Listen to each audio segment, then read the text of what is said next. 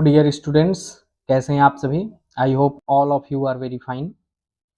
तो आपका स्वागत है शिक्षण कुंज यूट्यूब चैनल पर। आज के इस सेशन पे हम डिस्कस करेंगे मैथमेटिक्स के टॉप 5 क्वेश्चंस जो कि बेहद इंपॉर्टेंट होने वाले हैं और वो आपके सभी एग्जाम्स जैसे कि आईआईटी के जो एग्जाम्स होते हैं वहाँ पे, फिर एनडीए के एग्जाम में और सीयूईटी का जो एग्जाम होता है वहाँ पे, और कह सकते हैं टीजीटी के एग्जाम में और पीजीटी के एग्जाम में, जहां पे भी एकेडमिक मैथ्स आती हैं, ये बेहद इंपॉर्टेंट क्वेश्चन होने वाले हैं।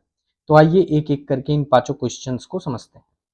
तो सबसे पहले इस पहले प्रश्न को देखते हैं। इसमें कह रहा है the value of which of the following integrals is zero, यानी इनमें जो चारों ऑप्शन दिए हैं इनमें से किसके बराबर जीरो होगा। और इसमें कूट बना हुआ है, आपको चॉइस करना है B and D. Second option है A B C, third option है ओनली बी, फोर्थ ऑप्शन है सी एंड डी। तो आइए सबसे पहले हम फर्स्ट ऑप्शन को चेक करते हैं। क्या दिया है, इंटीग्रेशन 0 to 1 x dx। हम जानते हैं इसको अगर हम सॉल्व करेंगे क्या आएगा, x स्क्वायर बाई 2 0 to 1, और ये आ गया 1/2 जो कि 0 के बराबर नहीं। तो ए तो कहीं से नहीं होगा, यानी ये वाला ऑप्शन कट गया। अब हम बी को चेक करते हैं। Integration -1 to 1 x dx। देखिए ये 0 के इक्वल होता है। एक प्रॉपर्टी भी है और वो प्रॉपर्टी ऑड फंक्शन की है। वो क्या है कि यदि integration -a to a x dx हो, या f of x लिख सकते हैं, f of x dx हो और ये बराबर 0 हो, तो यहाँ पे f of x कैसा फंक्शन होता है, ऑड फंक्शन होता है ना। तो यहाँ पे x कैसा फंक्शन है, ऑड फंक्शन है, और -1 to 1 है इंटीग्रेशन, तो इसका मतलब 0 हो गया। तो बी ऑप्शन जहाँ पे है वो सही होगा, यानी ये ऑप्शन सही हो सकता है, ये ऑप्शन सही हो सकता है। अब देखिए इसमें बी नहीं है, इसका मतलब ये ऑप्शन भी सही नहीं होगा। तो दो ऑप्शन हमने इलिमिनेट कर दिया और दो ऑप्शन हमारे पास बचा बी एंड डी, बी और। तो आप चाहें तो सी को चेक कर सकते हैं या नहीं भी चेक कर सकते हैं। और वैसे भी आप देखिए ये -1 to 1 इसी टाइप का फंक्शन है और यहाँ पे f of x दिया हुआ है, तो ये कैसा है, ये इवन फंक्शन है। और इवन फंक्शन की प्रॉपर्टी क्या होती है, यहाँ पे मैं लिख देता हूँ, यदि integration -a to a f of x dx बराबर 2a होगा, जब f of 2 इंटीग्रेशन होगा, इंटीग्रेशन -a to, रुकिए फिर से लिख देते हैं, integration -a to a f of x dx integration 0 to a 2 times f of x dx। ये कब होगा, जब f of x कैसा हो, इवन फंक्शन हो, है ना। और यहाँ पे हम देख सकते हैं f of x even function है, तो यह कतई 0 के बराबर नहीं होगा। आइए हम d को चेक करते हैं, है ना। चलिए हम d को चेक कर लेते हैं दूसरे किसी नोट में। डी ऑप्शन क्या है, डी ऑप्शन है integration 0 to 1 log x upon 1 minus x dx। इसको चेक करना है यह 0 के बराबर होगा कि नहीं। तो हम सिंपल सा काम करते हैं, 1 माइनस एक्स की जगह पे x पुट कर देते हैं, replace x by 1 minus x, we get इसे हम लेट कर लेते हैं i के बराबर, let i is equal to, तो ये आ गया i is equal to 0 to 1 log x के स्थान पे 1 माइनस एक्स और 1 माइनस एक्स के स्थान पे x dx। अब ये फर्स्ट इक्वेशन, ये सेकेंड इक्वेशन, इन दोनों को हम ऐड कर देते हैं, तो इधर भी ऐड होगा, ये हो जाएगा 2i is equal to integration 0 to 1 log x upon 1 minus x plus integration 0 to 1 log 1 minus x upon x dx।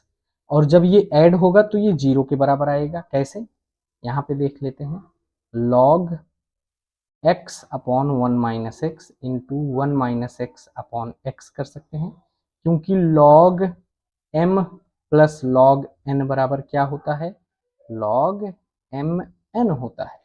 तो ये 1 - x कैंसिल, यहाँ से x कैंसिल, यानी आ गया log 1 और ये आ जाएगा 0। तो 2i = 0। इसका मतलब ये बराबर भी क्या होगा, 0। तो ऑप्शन बी हमें 0 दे रहा था, है ना। यहाँ पे देखिए ऑप्शन बी हमें 0 दे रहा था और ऑप्शन डी हमें 0 दे रहा था। इसका मतलब ओनली बी भी नहीं होगा क्योंकि डी भी यहाँ पे 0 है, तो आंसर हो गया फर्स्ट ऑप्शन। तो ये आपका आंसर हो गया। आइए अगले क्वेश्चन पे चलते हैं। अगला क्वेश्चन क्या है, अगला क्वेश्चन है इंटीग्रेशन x³ - 1/x² dx। इसको हमें इवेल्युएट करना है, बहुत ही आसान है। Let I = integration x³ - 1/x² dx।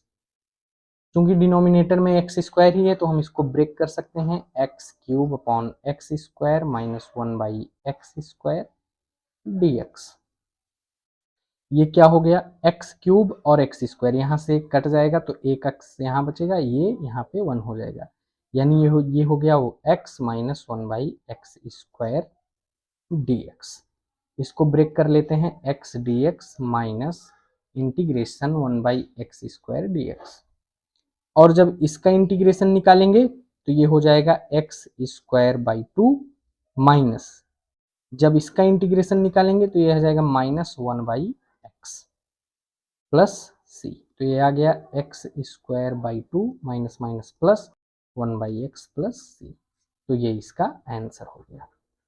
इसका आप लोगों को पता ही होगा कैसे इंटीग्रेशन निकालते हैं, लाइए बता देते हैं आपको। 1/x² dx, चूंकि इसको हम ऐसे भी लिख सकते हैं x⁻⁻2 dx is equal to, जब इसको हम इंटीग्रेट करेंगे x⁻⁻2 + 1 अपॉन -2 + 1 हो जाएगा, यही होगा ना। अब ये हो जाएगा x⁻⁻1, ये हो गया -1, माइनस बाहर आ जाएगा और ये 1/x में बदल जाएगा। समझ में आ गया ना, वहां से आया 1 - x, तो ये हो गया आंसर। समझ में आया दूसरे का आंसर। आइए तीसरा क्वेश्चन देखते हैं। देखिए ये भी बेहद आसान क्वेश्चन है। इसमें कह रहा है इफ टू, ये मैट्रिक्स में है 2a + b a - 2b 5c - d 4c + 3d is equal to 4 - 3 11 24। जब दो मैट्रिक्स आपस में इक्वल होते हैं तो उनके संगत एलिमेंट जो होते हैं, करस्पॉन्डिंग एलिमेंट जो होते हैं, वो एक दूसरे के बराबर होते हैं। यानी 2a + b is equal to 4, a - 2b is equal to -3, 5c - d is equal to 11, 4c + 3d is equal to 24। ये हम लिख सकते हैं। तो इसको हम ले लेते हैं इक्वेशन 1, इक्वेशन 2, इक्वेशन 3, इक्वेशन 4। अब ये लीनियर इक्वेशन आ गया हमारे पास। अब हम इसको सॉल्व कर लेते हैं। देखिए यहाँ पे a का कोफिशिएंट 2 है, यहाँ पे a का कोफिशिएंट 1 है, यहाँ पे b का कोफिशिएंट 1 है, यहाँ पे b का कोफिशिएंट 2 है। तो यहाँ पे हम b के कोफिशिएंट को 2 बनाते हैं और जोड़ देते हैं। इक्वेशन 1 × 2 प्लस इक्वेशन 2, तो ये आ जाएगा 2 से इसमें गुणा करेंगे 4a + 2b is equal to 8 और ये a - 2b is equal to -3। इसको ऐड कर देंगे, ऐड करने पे साइन चेंज नहीं होता है, ये प्लस में है ये माइनस में है, कट गया। 4a + 5a + a is equal to 5a is equal to, यहाँ पे 8 - 3 आ गया 5, यानी a इज इक्वल टू क्या आ गया 1। यहाँ से a इज इक्वल टू 1 आ गया। अब हम a इज इक्वल टू 1 को किसी भी समीकरण में रख देते हैं। 2a + b is equal to 4 में रखने पर, 4 में रखने पर, तो यहाँ पे क्या आ जाएगा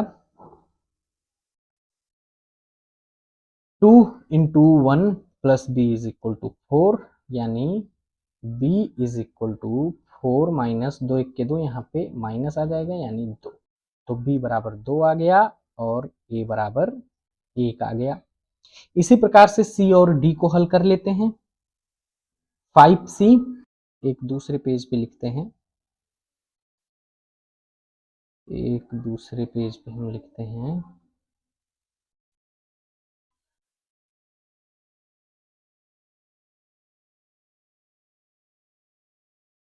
क्या है 5c - d is equal to 11, 4c plus 3d is equal to 24।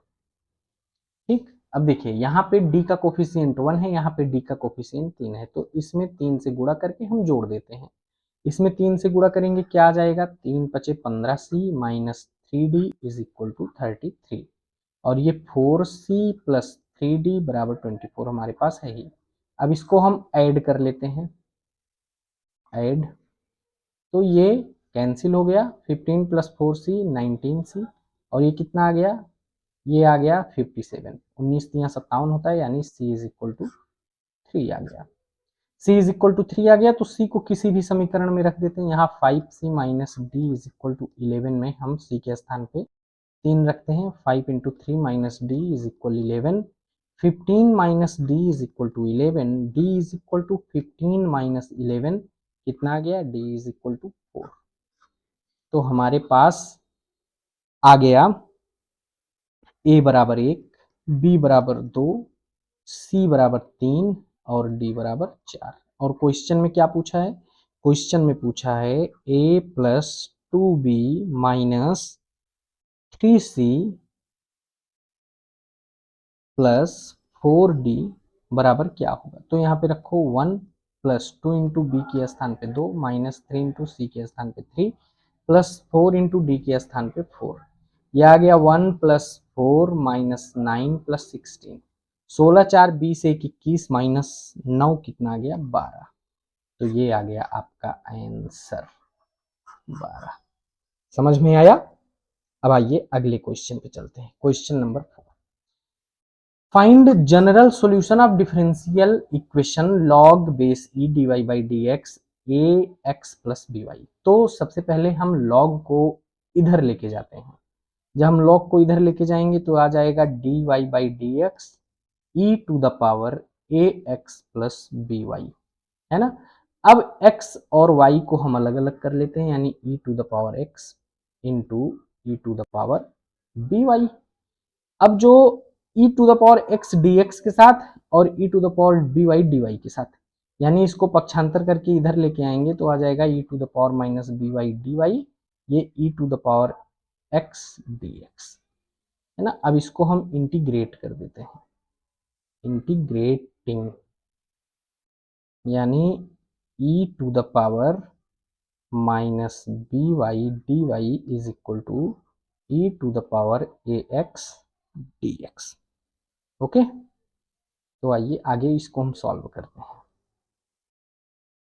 इसको जब आगे सॉल्व करेंगे तो अब इसको देखिए सॉल्व करेंगे तो आएगा e to the power minus b Y.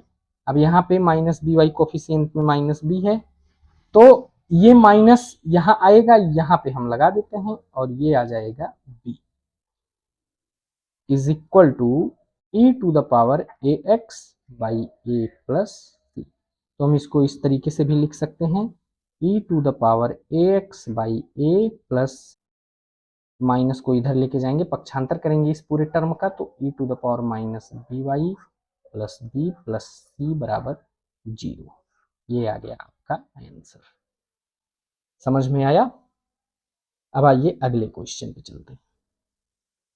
अगला क्वेश्चन कह रहा है कि ये डिफरेंशियल इक्वेशन दिया है 2x cube d y by d x minus 5 d two y by d x two square is equal to 6 d y by d x का whole cube.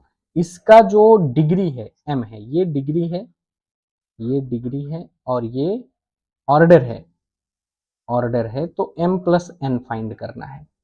तो सबसे पहले हम इसका ऑर्डर देखते हैं। अब ऑर्डर क्या होता है ये आपको पता ही होगा कि जो डेरिवेटिव है उस पे क्या पावर हाईएस्ट है वही उसका ऑर्डर होता है। dy बाई डी एक्स पे 1 है, यहाँ dy बाई डी एक्स पे 1 है, यहाँ dy बाई डी एक्स पे 2 है, d2y बाई डी एक्स 2 है, यानी हायर ऑर्डर डेरिवेटिव यहाँ पे क्या है 2 है।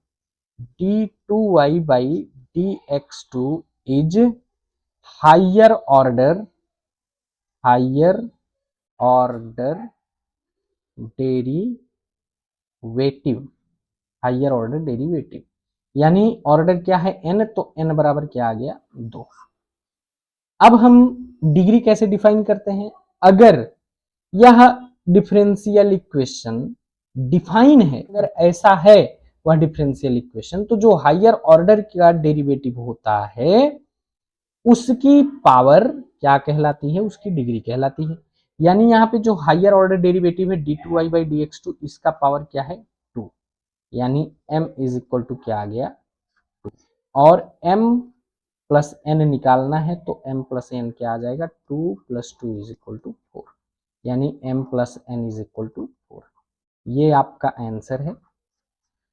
उम्मीद करता हूं आज आपको ये सेशन अच्छा लगा होगा। इसमें जो पांचों क्वेश्चन लिए गए ये आपको समझ में आए होंगे।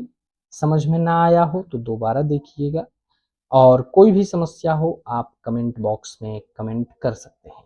फिर मिलेंगे किसी नए टॉपिक पे, तब तक के लिए नमस्कार, जय हिंद। और हाँ, आप चैनल प्लीज सब्सक्राइब कर लीजिए और वीडियो को शेयर करिए, लाइक करिए। नमस्कार।